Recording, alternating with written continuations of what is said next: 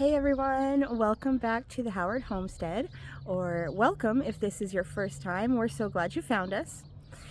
If you've been watching us from the beginning, you probably remember that I did a tour of the property on the first video, and I told you that us getting this property was pretty much a miracle, and that I would tell the story later. Well, it's later, and the day that this video is being released is May 12th, and that marks the 2-year anniversary of when we bought this property. So I thought it would be the perfect time to share that story with you and just kind of share with you how God has blessed us and how things have changed in these past 2 years. And so anyway, that's what we're going to do today. I hope you enjoy it.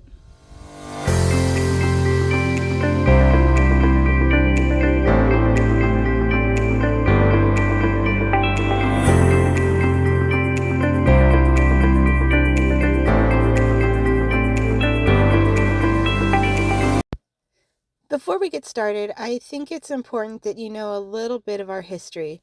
Then you'll understand really what a miracle this is. I was born on January 23rd, 1970. Okay, maybe not quite that far back.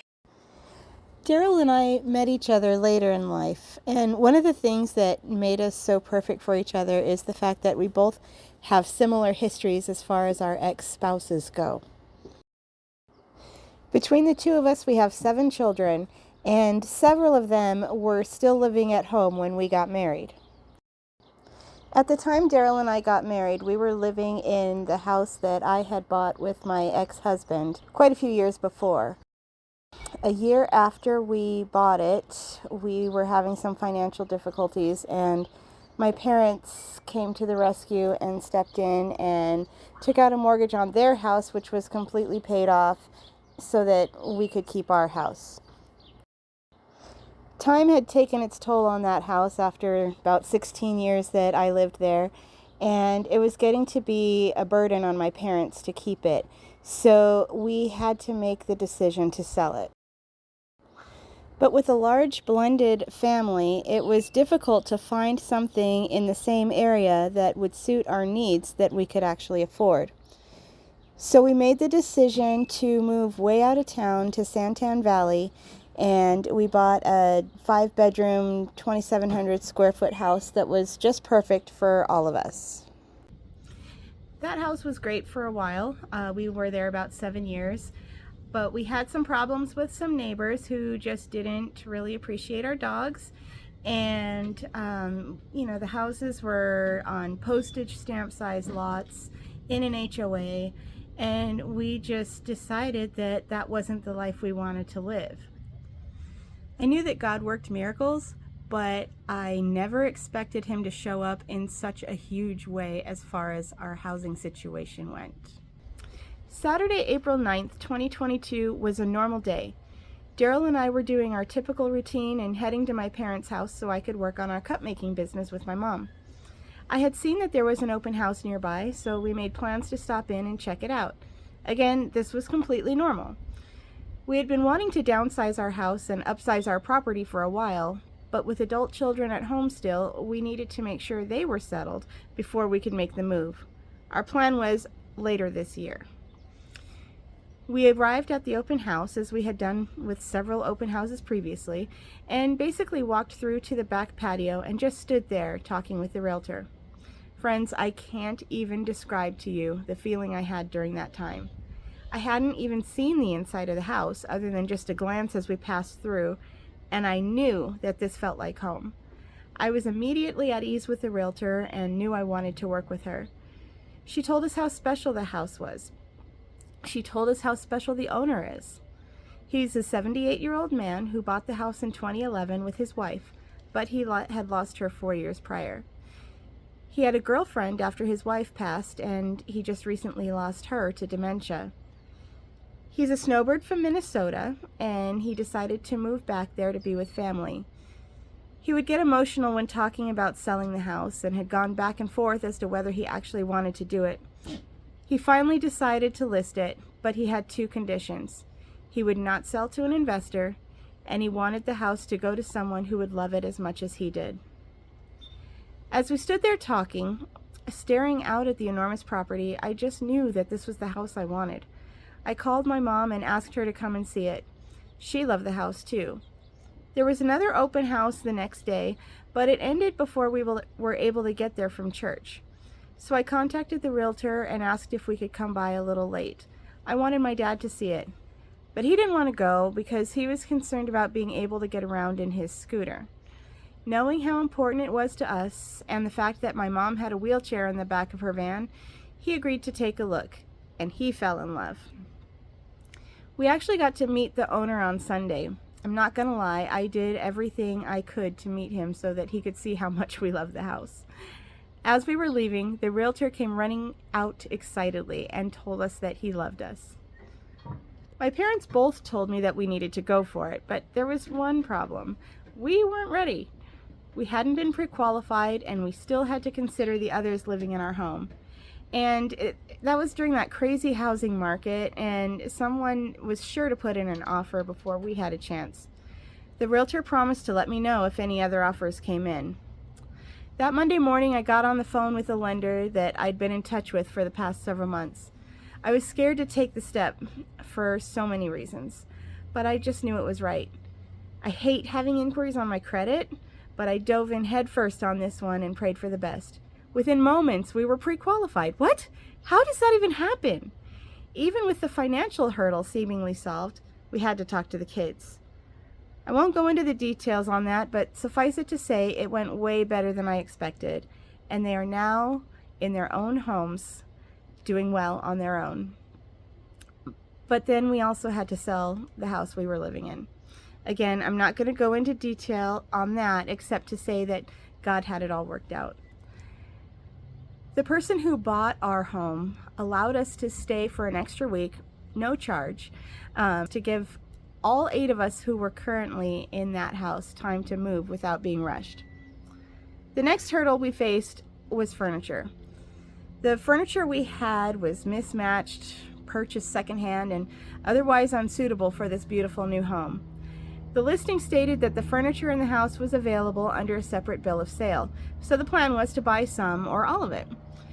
But the owner liked us so much that he said if we offer full price on the home, he would include all the furniture at no extra charge. What? He even said that he would leave the items in the storage shed, which was to become my new workshop, so that we would have those as well. There were so many tools and other items that we were able to make use of, so thank you, Jesus. All this, plus the fact that the process moved along so much faster than planned, is just proof that God's hand had been in the whole process. He picked this house for us before we even knew it existed. It's kind of funny, as we were driving around, I'd say to Daryl, isn't it weird to think that one of these houses may be ours one day? Or maybe it's a house that we haven't even seen yet. Perhaps the owner doesn't even know they're selling yet. But I know the perfect house for us will come at the perfect time. Our requirements for a new home were as follows. Close to my parents. We're 1.8 miles from them. A smaller house. We went from 2,653 square feet to 1,493. A bigger property. We went from a postage stamp to 1.25 acres. A workshop for my business. A view of the mountain.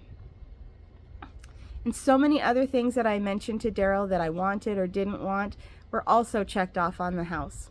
Long story short, this was totally a God thing. The house and the property look a bit different today than it does in those pictures. The pictures that I showed you are actually from the real estate listing, so of course they're going to look pretty good. But you know, we have animals now. We actually utilize the property. This is everything that we've ever wanted and more. And we're just super excited that we were given this opportunity and that God blessed us with this, and that we can show our love for Him by caring for His creatures the way we're trying to do.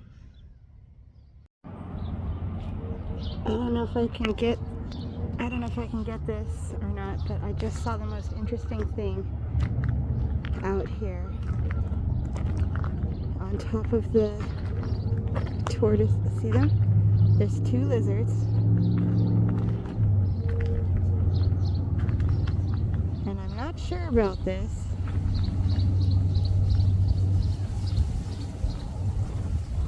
but I'm wondering if the big one is a male and the little one is a female. He appeared to be chasing her down, if that's the case. But now I've scared the little one away. So cool. I love... Oh my goodness! Oh my goodness! I'm sure you're not going to be able to see this, and I'm not even going to try to move because, no, maybe. I don't know if you can see back there or not.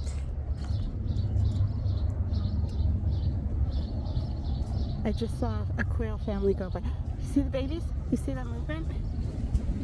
Let's see if I can zoom in anymore. Oh, sorry, it's so jiggly. I don't want to move too much because I'll scare them away. And this is also through the chicken wire on the tortoise enclosure. Zoomed in so much, sorry. It's hard to keep it still. But I don't know if you can see the movement over there on the left. See the quail and the babies?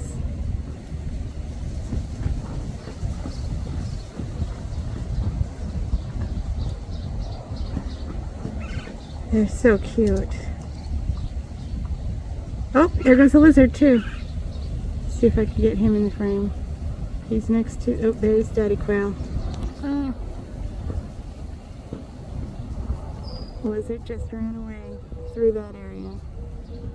Sorry, I know this is absolutely not good camera work.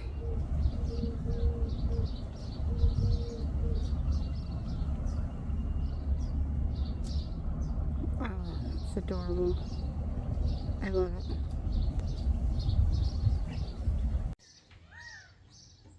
Those dirty, rotten rats. I hate buying soil. Why should you have to pay for dirt, right? But I am armed now. They're going to be sorry that they ever set foot on this property.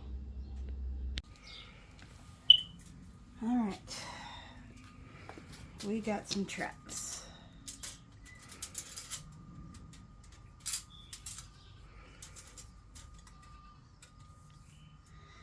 So they've been coming up here to get to that bag of food. So we'll try one there. And then the other one.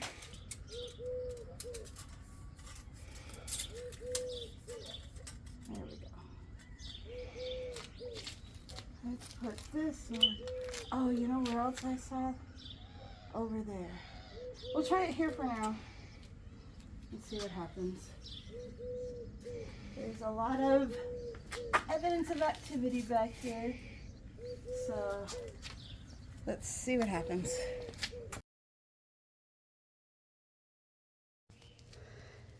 Well, we got one. Caught this little guy last night. So he is obviously no worse for the wear, which is exactly what I wanted. I didn't want to kill them. I just want to take them and relocate them somewhere where they can't do any more damage at my place. So I guess that's what I'll be doing next. I'll be getting myself dressed and taking this little guy for a little ride out to somewhere that's more appropriate for him. He's a good size one, but there's a bigger one than this. I don't think this is a rat. I think it's a mouse. That is definitely not a mouse. That's a rat. I used to have pet mice. And I don't know, I'm going to have haters here thinking these are disgusting creatures and ugly and scary and whatever, but I think he's kind of cute. So, The only reason I want to get rid of him is because he doesn't need to be damaging my stuff or getting into my house. All right, little guy, it's time. We're gonna take you to a new place where the only thing you need to worry about is snakes. Ready for your first car ride? Let's do this!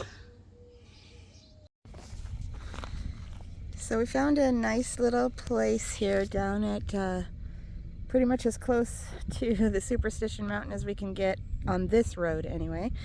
And so we're gonna just let him go.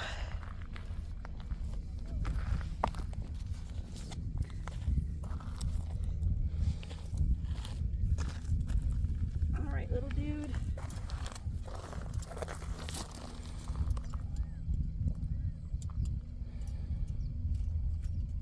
Be free. There you go. Go. There you go. Look at him go.